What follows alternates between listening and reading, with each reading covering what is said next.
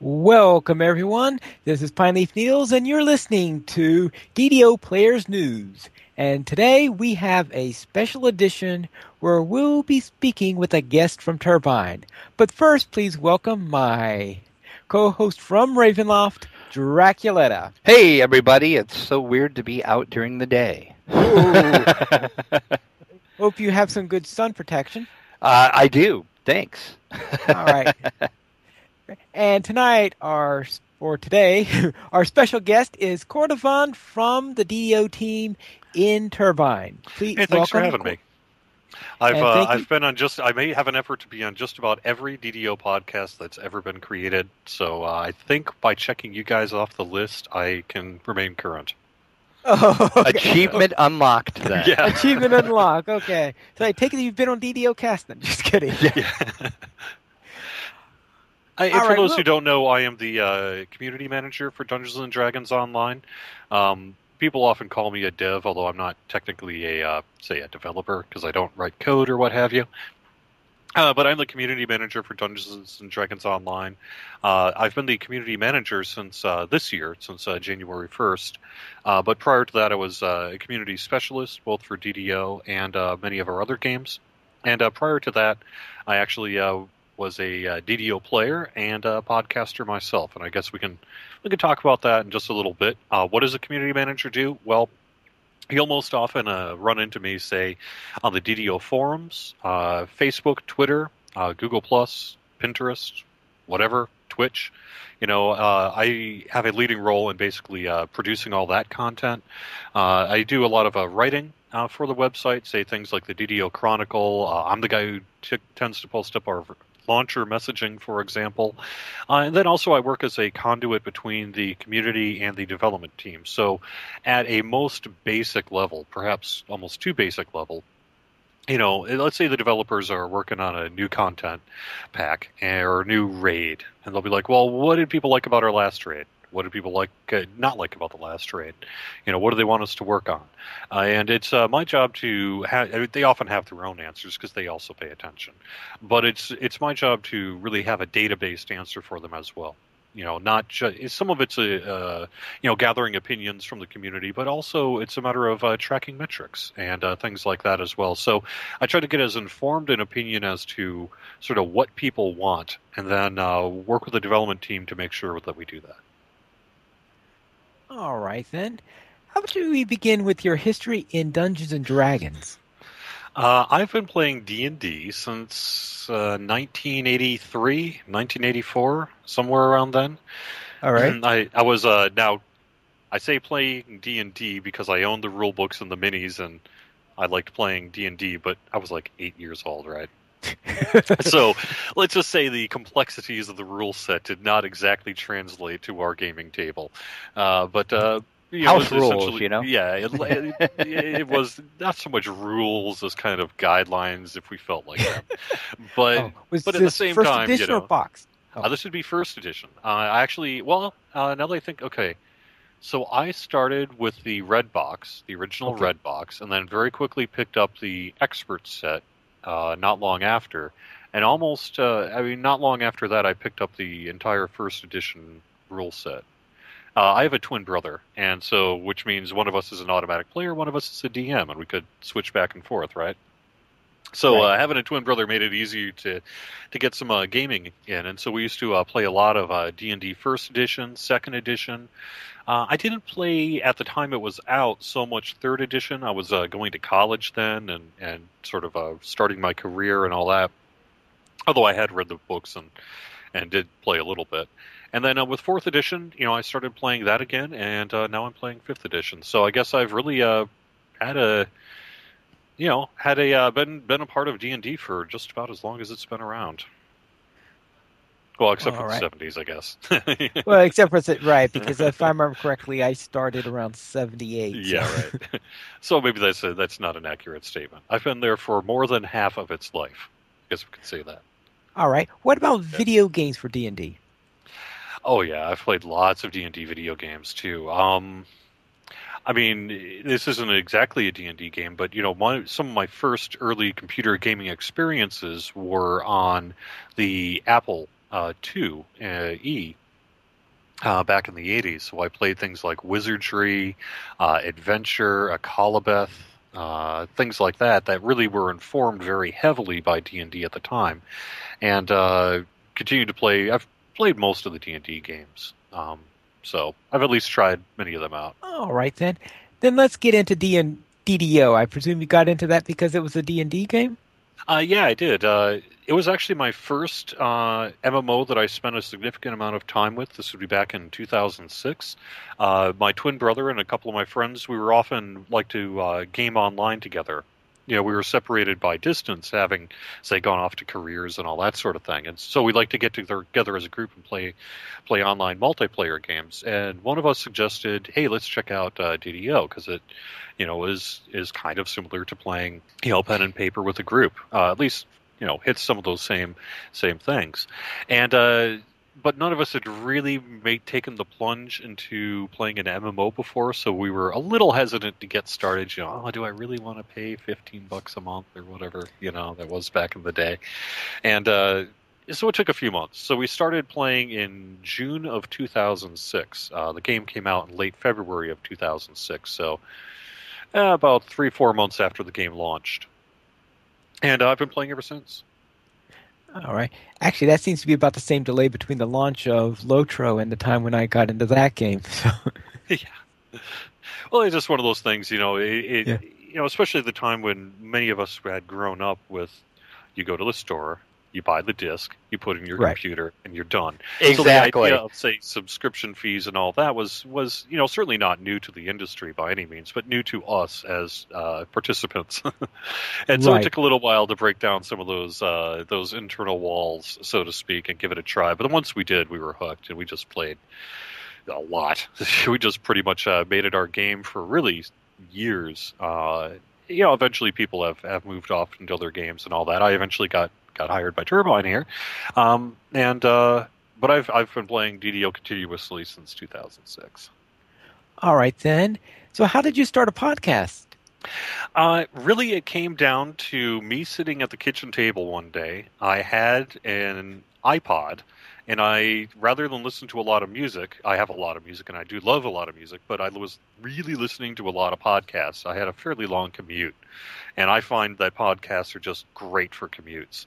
And so I would listen to tons of podcasts about every game that I liked, a lot of video game podcasts, things like that. And I was sitting at the table one day doing a Google search for a DDO podcast, and I couldn't find anything. There had been a couple of episodes of various, podcasts that had done segments on DDO, say pre-launch and then launch, but none of them were doing a consistent podcast about Dungeons and Dragons Online. Now, at the time, I was working. I've largely spent my adult life working in radio and news. So I'd been a DJ. I'd been, a morning show guy. I'd done news, both local, regional, and then national. At the time, I was working for a national news wire. And so I had, I guess, what I considered the basic skill set that would be necessary to launch and maintain a podcast. So I was just sitting at my table one day, and it was literally like, there is no podcast. Why is there not a podcast? There should be a podcast. You know what? You could do a podcast. And so I asked my wife at the time, and I said, what would you think about me doing a weekly podcast? It would mean I'd have to do this every week. And I explained, that this is a big online world, and it has lots of people playing it, and presumably I'm not the only one looking for a podcast on it, and there was none. So why don't I do one? And I think even then she recognized that this was something potentially big, right? And so she said, yeah, you should do that. So I launched it, and virtually on day one, from the very first, within 17 minutes of me launching the podcast, I already had several hundred hits. Wow. Holy cow. So I was like, well, clearly this is something that's in demand. There's a group of people out there that want this stuff. And so I just really just used the same skills that I was already doing at my full-time job. And just, consistency, broadcast every week, made sure I was there as often as I could, and, did the best I could. And yeah, it just frankly took care of itself. So. All right then. And how long did you host that one? I hosted it until I guess it was October of 2010. By that point, I had left the newswire business that summer. I don't know if you know this, but radio is struggling a little bit, and Yeah. so there's less jobs than there used to be. And I found myself not laid off exactly. It was just mostly a matter of how would you like to move, not get paid more, and we can't pay for your move. And I was like, well, maybe it's time to look for something else. so I Right. was out of work and doing the podcast, and an opportunity came up at Turbine to work in the community department. And so just like I had actually, frankly, several times before, I applied. And this time around, it hit. It worked. I got a call for an interview. I went in for the interview and got an offer, and there we go. So I was able to get hired by Turbine, and as part of that, particularly back at that time, I couldn't do the podcast and be a full-time employee of Turbine, so I had to, I basically just asked people who were already a part of the DDO podcast, does anyone want to take this over? And at the time, Siegfried and Ann said, yeah, we'll do it. And so they took over the podcast for several years. And then in recent years here, it's been Patrick who's continuing to fly the DDO cast flag. And things have, evolved over the years. I guess it was the final year of me doing the podcast that I transitioned into live streaming. I was going on Ustream at the time. Prior to that, it had all just been pre-recorded and uploaded, predominantly to iTunes, but other places as well. And so it was really during that transition period of the industry, I guess the podcast sort of industry shift to live streaming, that I sort of ducked out and got hired by Turbine. But, I guess I should mention one other thing is that it's pretty much never just been me on DDOcast. Really, even from the early days, I was able to bring in other DDO players who wanted to contribute to the show, whether that was just stop by in our Skype chats and be a part of it, or, do segments for the show. We had people, because you can't know everything about an MMO. Right. Well, you can think you can. And there's a lot of people that do. A lot that you can. I mean, you can have extensive knowledge, but still it's helpful to have people who really know a lot about specific areas that can contribute to the show. And so by the time I had left, we had dozens of people who had been a part of the show over the years, including Tolero, who was an early a contributor to the show and actually got hired by Turbine herself. Not too long after, I guess it was in summer of 2007, that she got hired, and she moved to the community team, became essentially the job I have now for DDO, and then I was hired as well to work on the community team. And now Tolero is our brand manager. She does a lot of the e-commerce stuff, and I'm the community manager for DDO. All right, then. Now, did you live in Boston before you No. took that job, or did you have to move? Yeah, I had to move. Yeah, I was actually living in Georgia at the time. Actually, I had just moved to Georgia a couple of months prior to being hired by Turbine. I was living in Minnesota, where I've largely spent much of my life, and just kind of due to a lack of career opportunities and what have you, my wife found a job teaching college English down in Georgia, so we moved down there. And a couple months later, this opportunity came up for Turbine, and so I moved up to Boston and was able to do that. So it was kind of a whirlwind summer, shall we say, that 2010. But I'm so glad that it worked out as it did. Right. I was not having much luck, frankly, down in Georgia finding a job.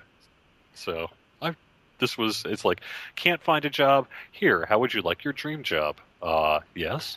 So, Sign me up. Yeah, that's great. All right. I Now, technically, technically I should say I was born in Rhode Island, so I was not unfamiliar with the East Coast. But we moved when I was a young kid, I guess about 9 years old. We moved to Minnesota, and I grew up there.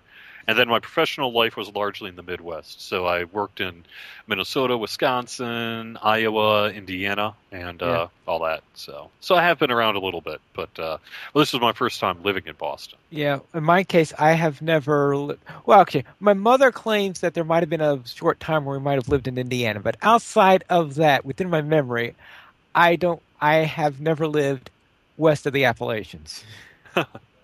Well, So very much an East Coaster. all right. All right. Let's talk about the Movember charity event. What's that? Movember raises money for men's health, prostate cancer research, testicular cancer research, male-focused mental health programs, a whole bunch of different things. There's just you can look at Movember.com, Movember.com, Movember.com, and you can see a full list of what they have used their money for. They're pretty transparent about that stuff.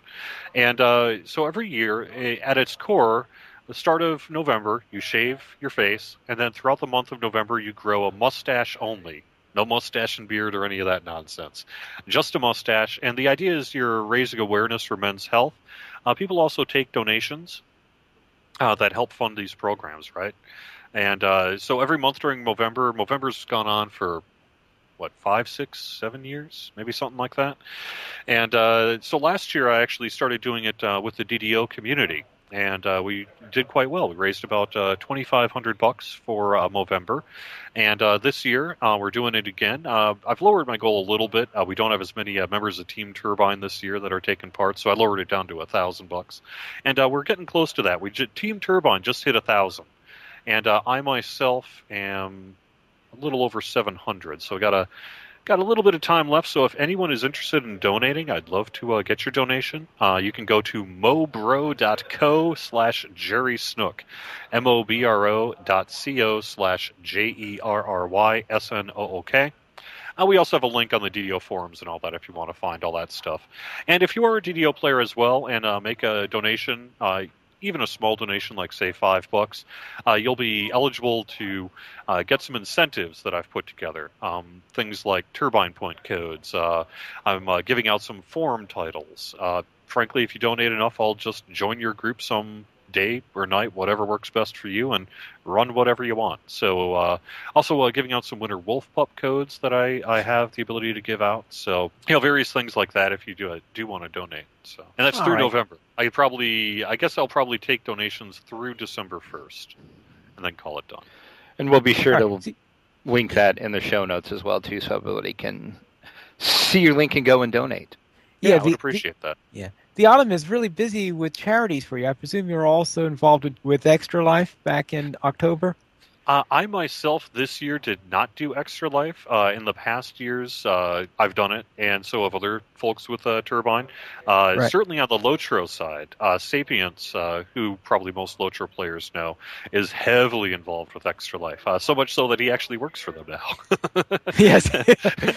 And so he's really taken a lead role in Extra Life inside of the building here in many ways. And he was very active this year. A lot of Turbine folks were very active this year. I myself, like I said, I was just around late October. I was extremely busy and didn't have time for it. And I knew I was going to do this Movember stuff, so I didn't do Extra Life this year. But hopefully in future years I will. All right, then. All right, let's head on to some questions from the community. And we'll begin with a question from DDO Central. Will there ever be another major expansion like MOTU or Shadowfell? All right, so will there ever be another expansion like Menace of the Underdark or the Shadowfell Conspiracy? The challenge in answering that question is sort of the way it was worded. Will there ever be one? Yeah, I know. Always makes sense. So, I would never want to tie the hands of future development, right? And say, no, there will never, ever be one. There may very well be an expansion that happens sometime. But I could say at this point that we do not have any immediate plans to put together another expansion, say in 2015 for Dungeons & Dragons Online. You can't really project much farther than that, right? Because we don't know what the business is going to decide to do and all that. There's a lot of decisions that get involved about, when you release an expansion, or do you release an expansion, or do you instead, focus that effort on various content packs or whatever. And so I wouldn't want to tie the hands of future development by making some kind of, ultimate statement that yes, there will, or no, there will not. But I could say right now we do not have any immediate plans to release another expansion. Well, that's fair enough. And I guess what I would say is instead what we're doing is we're focusing our time on content. Adventure packs, free quests like what you'll be seeing in Update 24, systems changes, just a whole bunch of stuff in DDO outside of sort of the formal, hey, and also you're going to have to purchase an expansion pack sort of a business model. So. All right. Now, the second question is from McQuiggan, who was asking about if there will be any more expansions in the Forgotten Realms. In this case, since there are no immediate expansions projected, what about significant adventures, significant updates, adding new adventures to the Forgotten Realms? Yep, you'll see one of them in Update 24. We're having a new free quest in the Forgotten Realms with Update 24 that is a part of the Tyranny of Dragons storyline that's going on with Wizards of the Coast. You know, their current edition of Dungeons and Dragons. So that'll be coming in Update 24. And, as we look ahead toward 2015, we plan to support both Eberron and the Forgotten Realms and, classic adventures, shall we say, and things like that. Yeah. So, yes, there absolutely will be more content in the Forgotten Realms. In fact, some of it you'll be seeing quite soon. Some of it, if you want to check out our preview server, you can see right now. But we do absolutely have plans to expand our content in the Forgotten Realms. A formal expansion pack, like I say, it's not in our immediate planning here. Oh, out of curiosity, I'm not quite sure on this since I've been doing all my stuff in Stormreach, and I'm only level 8. At what level can you start doing stuff in the realms? About mid-teens, depending how good you are, maybe even low teens. But really, our earliest content by formal level in the Forgotten Realms is a 15, 16, something like that. All right. So, yeah. Probably about where I should start, since I'm certainly not an Uber player in any means of the word. I think you'll find a lot of players, what they'll do is they'll run the Web of Chaos adventure pack in Eberron, and that's really the gateway into the Forgotten Realms, from a quest lore perspective. Right. And so when you get into those middle teens, you'll run that adventure pack, and then you'll have access to the Forgotten Realms. And at that point, you can either, choose to go into the Forgotten Realms and run those quests on Heroic. Perhaps you'll hit level 20 or whatever, and then decide to do your epic questing in the Forgotten Realms. But really, the mid-teens is about where you're going to start seeing Forgotten Realms content. Now, I noticed you said that this will be a free quest pack. How often do we get free quest packs? Because I thought most of them. Well, I should clarify. It's not formally a quest pack. It's a quest. Quest. Yeah, a quest.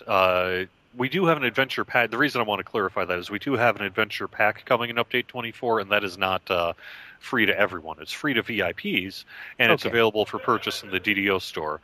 But the Forgotten Realms quest that comes in Update 24, and let's see if I can actually think of the name right now. It's called Mask of Deception, I think. I think that's the name of it. That's a free quest, just open to anybody, just like you don't need an adventure pack, you don't need anything, you can just go and run it. And how often we do that? We do it periodically. I'm trying to think when the last time we had a completely free adventure was. I think it was last year, I think. Yeah, it was last year at the very least, because we had 2 around the holidays last year that got released. That would be the new one in House Cannith and the one with Talbrun. I can't think of the name of that one right now either. Sorry. A little bit unprepared, I guess. But yeah, so we do it, I would say, periodically, at least once a year, maybe a couple times a year. Depends on really the content we're looking at. But absolutely, we have lots of free quests in DDO that you do not need to purchase, and we're always adding to that. So, all right then. Well, next we'll have a few questions from the chat room. So, Drac, what's up there? Russell Sitter in the chat room is asking, is the free quest that you're talking about in Update 24, is that going to lead to the new storyline content after Update 25? I don't believe so. Yeah, I don't believe so. I believe it's really kind of a standalone adventure, rather than, say, part of a larger overarching storyline.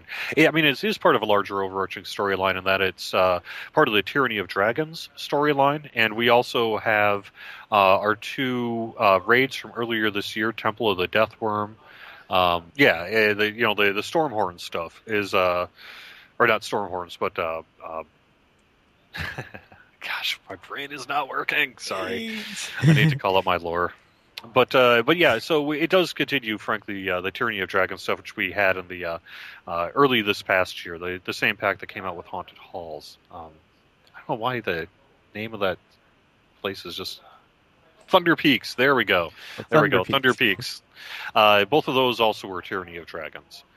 So it's part of a continuing storyline, but is not part of, say, a big future overarching storyline that we have going on. And also, were you surprised about the overwhelmingly positive response to the Temple of Elemental Evil announcement last week? Oh, heck no. I kind of figured it was coming, yeah. I mean, clearly, this is not just a fan favorite, but this is just a favorite, right? So, I mean, when you look at, if anyone's played Dungeons & Dragons, and presumably many of the people playing this game have, if you say, well, name a classic adventure, name a classic D&D module, you're going to hear things like Haunted Halls of Evening Star, which we brought in this past year, Tomb of Horrors, Expedition to the Barrier Peaks, and inevitably, Temple of Elemental Evil comes up. So when we learned, I guess it was a while ago now, that, okay, Haunted Halls was a big success. Lots of players liked it. The dev team loved working on it. It was awesome. So we now have permission to do this again. What's the next one we're going to do, right? And once we settled on Temple of Elemental Evil, everyone's just like, yes. Now, let me just tell you, there is some debate going on there, right? I mean, if you bring any group of D&D players together and say, which classic module would you like to see brought into DDO? You are going to get a lot of modules. And it's no different on the DDO team, right? Everyone just has their favorite packs. We had a big whiteboard with just, I think we probably had 25, 30 names on there. Oh, I'm sure. And it just came down to just cutting it one by one. What can we build? What do all the various groups that we work with want to do? What do we want to do? What works best for the DDO gameplay? Just all these different things, right? And so the list gets narrowed and narrowed and narrowed, and then all of a sudden it's like, no, I wanted Land Beyond the Magic Mirror, and it's been cut, whatever. You just have to accept that maybe your selection doesn't make the cut. But when it came down to it, it came down to, 3 to 5 just big names. And I probably can't say what those are exactly, but you basically know what they are, right? And we looked at them all and we said, all right, which one are we going to do? And we looked at Temple of Elemental Evil, and it fit really great into sort of DDO gameplay, what we wanted to work on. It's got all the name recognition, just all the things that really need to fall into place to give it a go. And so ultimately we selected Temple of Elemental Evil as our follow-up to Haunted Halls of Evening Star. All right. Now I'm wondering, was the announcement by Wizards of the Coast that they are bringing back the Temple of Elemental Evil had any influence on the matter? I don't know if I can really speak about any sort of licensor discussions in that, but right. Yeah, I really can't answer that. But I think one might say, Temple of Elemental Evil, Temple of Elemental Evil, coincidence? A couple more questions from the chat room. DDO Central asks, will the Mask of Deception and the Thunderholm questline lead to a Tiamat raid? Hate to disappoint DDO Central. No. No Tiamat raid, huh? Yep. No Tiamat raid. At least it's not in our current plan, sorry. We've looked actually into what we could do if we wanted to bring that particular person into that particular monster into DDO, and there are some technical challenges with a multi-headed sort of dragon like that. Oh, I'm sure. That would be really fair. I'm never say never, but yeah, we've opted sort of to focus on some other raids and raid bosses. Well, after how much trouble the Lotro team had with Dragiok, I could understand the difficulties of multi-limbed dragon. Well, the other thing is you're looking at a big scale. For those who are familiar a lot with DDO, you'll know, and Caught in the Web, you fight Lolth. And Lolth is a huge presence, and can't really be killed, or kind of can, but not really, And how do you manage a big fight like that? And we implemented that in a way that worked really well for DDO. Now you try to think about bringing in something like Tiamat, and you face a lot of the same kind of technical challenges. So, but you wouldn't want a Tiamat where just say the heads are you're just attacking the heads and you don't see the body, for example, or something like that. You'd really want Tiamat to be, stomping and crunching and using flame breaths and all that, and have all those. Well, heck heads yeah, going on. because it would all be a the big breaths. technical challenge. So Tiamat's never just say iconic, never, but it would be, yeah. it would be a lot of work, a lot of technical considerations would have to go into something like that. Are there any Hydras in this game? No. No. Okay, for the same reason? Yeah, I suspect so. I mean, yeah, I think so, right. One more question from the chat room, and then we're caught up from there. DDO Central also asks, since Temple of Elemental Evil will actually be set in Greyhawk, will we have Greyhawk patron favor? That is a good question. I don't actually know the answer to that. I would need to check. Sorry about that. But yes, you do raise a good point that the Temple of Elemental Evil will be, continuing its campaign settings. So it's, something we're going to have to sort of figure out how to implement because we don't, we're not building a full, Greyhawk realm into the game, that kind of thing. But favor question, I mean, I would imagine it's going to have its own favor of some kind. I think that question remains to be answered. Sorry. Favor with the village of Hamlet. No. Yeah. Perhaps. I don't know. All right, then we'll go to Titabar, who asks, can any more details be given about Update 24 and about the Temple of Elemental Evil? Let's start with the latter first. We really are not in a position to talk too much about Temple of Elemental Evil right now. We can say it's coming for Update 25, and Update 24 is the one that's coming out next. And a lot of our effort has really been focused on Update 24, getting the quests and adventures and systems and all that sort of thing ready to go. So it's a little early in terms of talking about the thing after the thing that's not yet out yet. Right. But we will soon enough. I would imagine in the new year here, you'll be hearing a whole lot more about Temple of Elemental Evil, because that is the adventure that'll be coming out after Update 24 here. I really can't say too much more about that. I mean, it's for those who know the module, it's a very big map. Temple of Elemental Evil is big, and so we're figuring out how best to translate that in DDO. Where we expect it'll have both heroic and epic levels. I believe the heroic level range is still a little bit under discussion, but I believe currently right now it's targeting around level 7. That may change, but around level 7 right now. And then the epic version will be high epics, so around level 30. I don't know that I can really say too much more than that. I guess, yeah, that's really about all I can say at this point. Now, I could give you a whole bunch about Update 24. I mean, all right. The release notes if you want to, because they're up on Lamania right now. Lamania is our public preview server. It's a separate server from the regular DDO client, and what it allows us to do is get feedback on content before it hits the live server. So if you're the kind of person who likes to see things while they're still in active development, Lamania is for you. And you can download it for free. You can create your characters for free. We have what's called a test dojo in there. So if you're the kind of guy who likes to test out builds and things, this is also a pretty good thing to know about. So you just download Lamania, install it in a separate place from your regular DDO folder, and then you launch it up. You can level up right away to 28. You basically have unlimited platinum and turbine points and respecs and all that sort of thing. The floodgates are open. Okay. And you can outfit yourself with gear and all that sort of stuff and test things out. And Update 24 is on Lamania right now. So it's still an earlier build in Lamania. We're actually looking to, as I'm speaking to you, we're prompting a new build to Lamania that should be up, if not this evening, then at the very latest Monday, but probably today. And that'll have even more that you can talk about.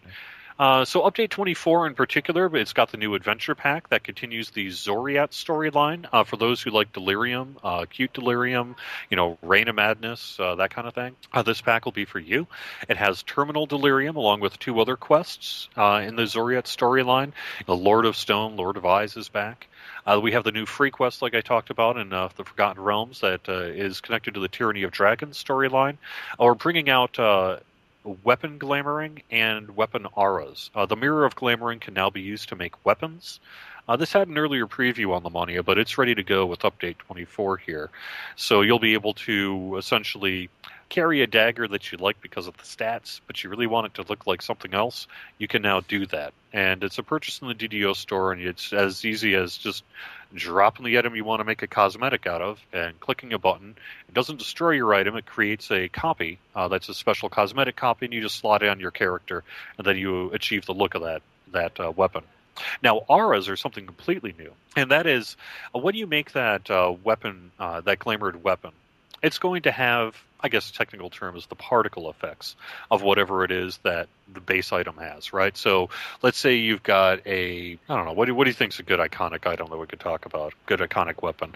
Something like, say, the Sunblade, right? The Sunblade's going to look like the Sunblade. And then the aura allows you to change that look. I want it to have fire instead of light. I want it to have cold instead of fire. I want it to have electricity, shadow effect. I believe we have acid in there. Or maybe you just don't want any particle effects. I just want the raw-looking sword, and I don't want it to be flashing flames or whatever. And the Weapon Glamour is going to allow you to do that. That'll also be something that you can purchase in the DDO store. It's a one-use item, and essentially you just put the cosmetic weapon that you've glamored, the cosmetic weapon in there, and then you just say, I want it to have acid. Boom. And there it is. And then if you want to change the look again, you can pick up another glamored aura and change it to whatever you want. So, otherwise, I guess update 24, we have it's a big enhancement pass for the barbarians. So, Frenzied Berserker and Occult Slayer and Ravager are really getting a lot of renovations. So we have some Druid Fire and Water Elemental forms, some big changes to healing amplification, a whole bunch of bug fixes, things like that. Changes to the Hall of Heroes. The Hall of Heroes is a way that you can sort of find a lot of things that you'd like in one place. You can get it from the character selection screen, so you can choose whether you want to go to start in the Forgotten Realms or Eberron in terms of porting into the world that day. And we have a whole bunch of things going with that. We're also increasing the drop rates of a whole bunch of named items and quests. This is particularly some of our less recent quest packs. So, things that maybe over the years people have said, you know what? All I wanted was a, Sword of Shadow. I've never gotten a Sword of Shadow. I will never get a Sword of Shadow because you hate me, right? So... Yeah, no, we don't hate you. As a matter of fact, we love you. And so we are going to increase the drop rate on many of the items in the game. And so you can see the full list of adventure packs and wilderness areas and such in the release notes. But really a lot of older stuff. We're increasing the drop rates, sometimes not very significantly, sometimes much more significantly. And you can see that list in the release notes. Yes. I think the first one that appeared was one that my artificer said, okay, that would be nice. Yeah. Oh, the Animus Rune Arm, huh? Yeah. Also, the mysterious bauble from Weapon Shipment. I know that's one that people have been wanting a long time. The other final thing I could bring up here, and this is actually new. This will be coming into Lamania with this particular build. We have a new system in place called Monster Champions. This is going to be coming in Update 24. And what essentially it does is it allows some of the enemies... while you're running through a dungeon to get a random selection of buffs. They will pick from, not every minion or mini-boss or any of that. Just some enemies will essentially, on hard and elite, get several from a large selection of buffs. And when that happens, they're going to be marked as monster champions. You'll see essentially a fiery crown above their head. Now, if you kill them, if they're a mini-boss, there's even a chance to have them drop a chest when you defeat them.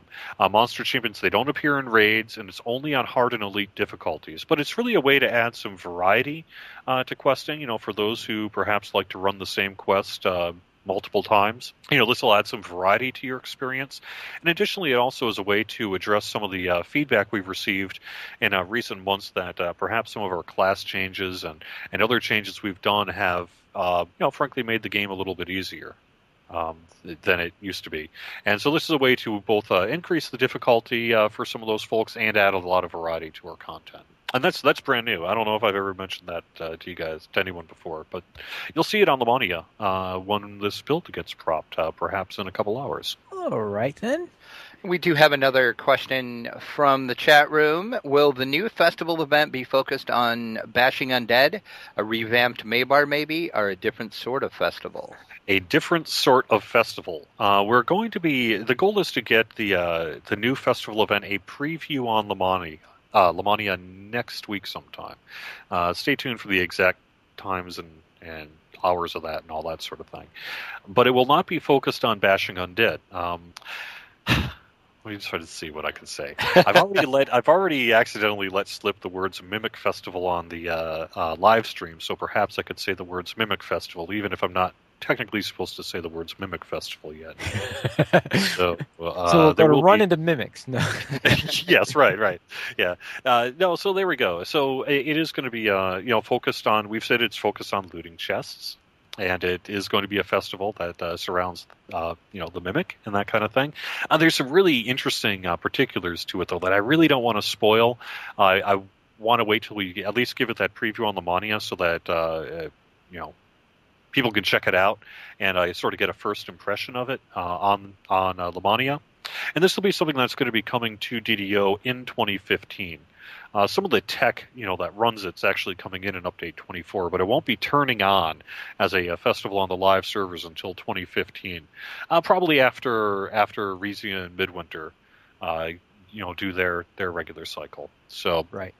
I guess you can think about the typical calendar and figure out about where that's going to happen, but yeah, so it's going to be a new event. It's an event that we're planning to run around the same time as Maybar used to run, but we also designed it in a way that it's something we could run not necessarily only during October, so to speak. Right. So that could be an interesting thing if it involves looting chests and mimics might be involved.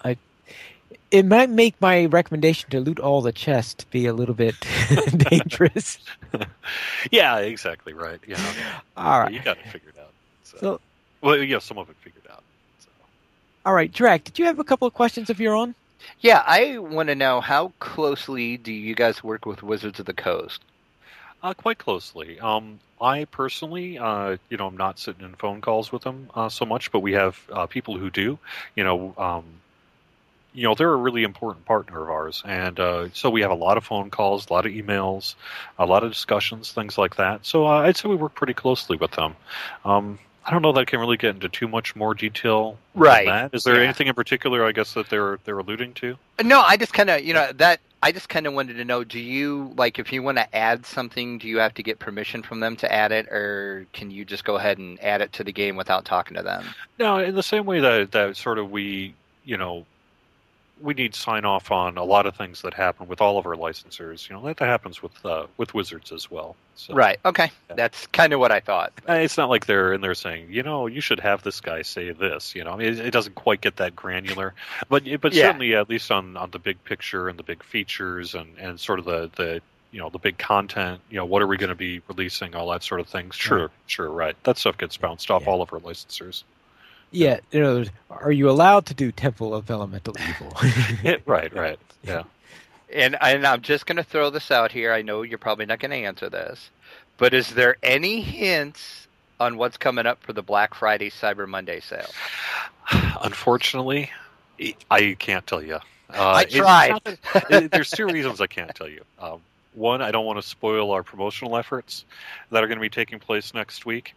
Two, the person that I would have to ask permission to see if I could tell you is out of the office today. So even if I wanted to ask, say, hey, can I just sort of spill the beans on it all?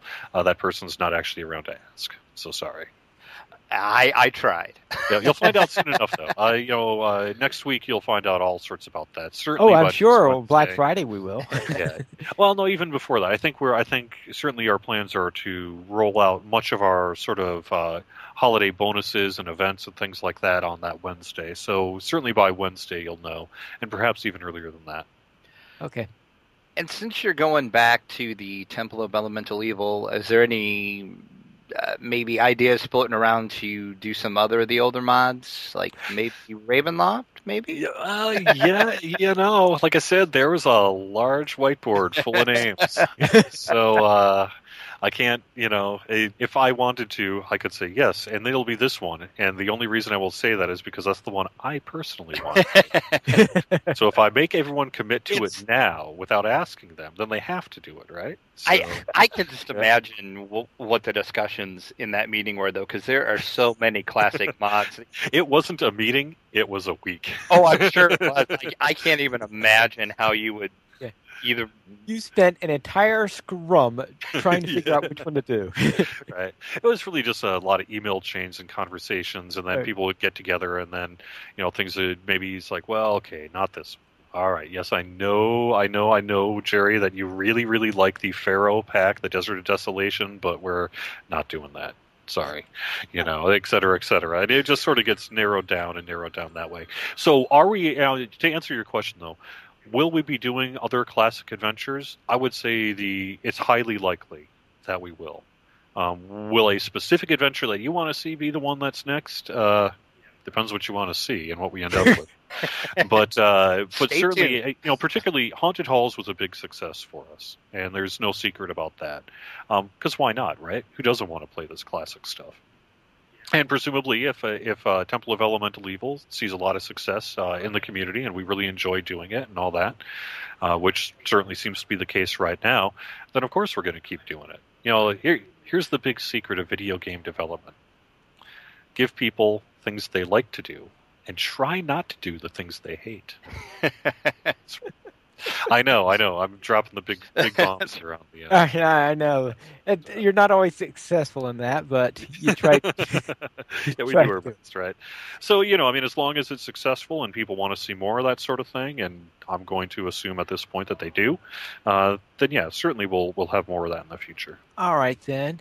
Now, concerning my questions, one of them you've already answered as far as you know at the moment. And this one I think you semi-answered, but I will try it anyways. Sure. Whether or not you knew whether the Temple of Elemental Evil will be some way trying to fit Greyhawk in there, or are we going to try to fit it into the Stormreach area, or what? No, it will not be in Stormreach. It is going to be set in Greyhawk, right? Okay. Now we're not building out a large area, right? So it's not going to be a big, I think you had specifically asked in your question about the village of Hamlet. Would we be building out the village of Hamlet? Right. And that is, not going to be happening. I think I'm trying to remember where we had one of our developers on Knockback actually address this. Let me see if I can quick call up his statement on it. All right. And while you're looking that up, Drac, are there any more questions popping up on the... Not right now. We are caught up in the chat room. Ooh. Yeah, I'm actually not seeing that his statement, but yeah, what we're going to be doing is really focusing on the Temple of Elemental Evil itself. It was ultimately a content decision. Should we build out this huge village if we do basic scope and things like that? Are we going to have you do a lot of adventuring in there? And ultimately, when it came time to, should we include more of the temple, or should we focus instead on sort of the area around it? We opted for the temple, so that's the way it's going to be there. In terms of how you access it, that has yet to be exactly determined. One of the, I guess, most obvious answers that I've seen players also say would be, well, what if we put it in, say, a port to it in the Hall of Heroes or something like that? We'll figure out how best to sort of send people into the Temple of Elemental Evil, but something like that. So we'll get there. Yeah. All right, that's it for the questions that we have. So is there anything else you want to talk about? Let's see. Well, I think we've covered a lot of this. Movember. We have Update 24 on Lamania. Update 24 is going to be coming soon. We're going to be getting it out presumably next month. And let's see. We have Temple of Elemental Evil coming in Update 25. We haven't forgot about the level cap increase or sentient weapons. Those are still on the table and still something we'll be bringing you in 2015. We'll have more news about more specifics beyond, say, the Temple of Elemental Evil. As we get a little bit closer to that, we tend not to talk too much more than a couple of adventure packs out typically. I don't know. I guess that's about it. Anything else you guys want to talk about? We have, of course, all the big Thanksgiving stuff coming up and sales, in December and all that sort of thing. So we'll have a lot of kind of holiday-themed sales that if you're interested, you can pay attention to. I guess the other thing I could bring up is our Twitch stream. Twitch.tv/DDO stream. It started as a way for basically me to stream live and answer questions in chat and run with players on the live servers on Wednesdays, but we've been expanding out our calendar with DDO players who want to live stream. There's a bunch of people who are live streaming DDO kind of scattered all over the place across Twitch. And I thought, the ability to sort of consolidate those folks if they wanted to on our channel, gives people a one-stop shop to find them, right? I want to watch some live stream video gaming. I want it to be DDO. Where should I go? You can go to twitch.tv/DDO stream, and we have shows just about every night of the week. We're currently looking for someone on Sundays, and we have deliberately left our Friday evenings open at this point. I want to find the right show for a good Friday night show. And other than that, we have something at least one something every single day. So if you head to twitch.tv/DDO stream, you can find our complete schedule there. I guess that's about it. I can't think of anything else unless you guys. All right. Well, thank you for joining us today. Yeah, it's a pleasure to be here. I always, I'm glad to see not just DDO casts keep going, but also see new podcasts like the DDO Players News. It's always great to have more podcasts out there. That reminds me, the DDO live stream, is that your sort of way to, since you couldn't do your podcast anymore, is that your way of doing your podcast anyway? Oh, you discovered my secret. Yes. No, it's absolutely true. Absolutely true. It was like I had actually, at some point, I had wanted to do a podcast, like a formal podcast, and just due to various considerations, it never really got off the ground. And so then a Twitch came around, and I was like, well, Twitch is basically a live stream podcast, except that you're also playing a game while you do it. So I accomplished many of the same goals I would have done with the podcast. It just so happens to be a Twitch stream now.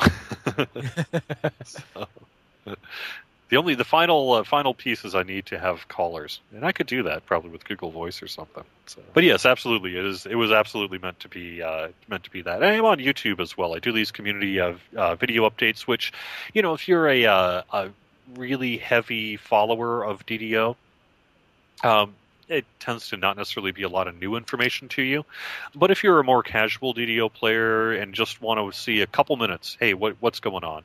About every other week I go onto YouTube and I just do a quick news recap, just a couple minutes long. And it's really just kind of meant to be a short and sweet version about what's going on in DDO for those who are into YouTube or maybe just watch videos on their subscription feed and all that. So you can find us on YouTube at youtube.com/Dungeons and Dragons, spell out and you can find all of our stuff there as well. Otherwise, Twitter is twitter.com/DDO Unlimited. Twitch is twitch.tv/DDO Stream. Facebook is facebook.com/DDO Unlimited. Google Plus is... what is Google Plus? Is that also DDO Unlimited? Can't remember now. Yeah, I think it's probably DDO Unlimited. And then we're also on Pinterest and all sorts of places. So many places we can't keep up with them all. Yeah, right. Well, we basically aim to be wherever you want to be. Or DDO.com/forums. That's also a good place to get all links to all this stuff. All right, then. Okay, Drac, have any closing thoughts? No, we just want to thank you a lot for all of your support you've given us so far by, retweeting stuff that we've done and kind of just promoting the podcast. We really do appreciate it since we're the new kid on the block. Yeah. Oh no, I appreciate doing it. It's really important. Well, frankly, it's my job. But even if it wasn't my job, it's something I absolutely want to do. And I think that we've seen a real good year for the DDO community in terms of sort of new efforts getting underway, new podcasts, new live streams, new blogs, new websites. There's just been an explosion this year of sort of DDO folks doing stuff. So that's great to see. I love it. All right, then thank you for joining us today. And that is all for today's show. And this is Pine Leaf Needles reminding you to loot those treasure chests just to make sure it's not a mimic.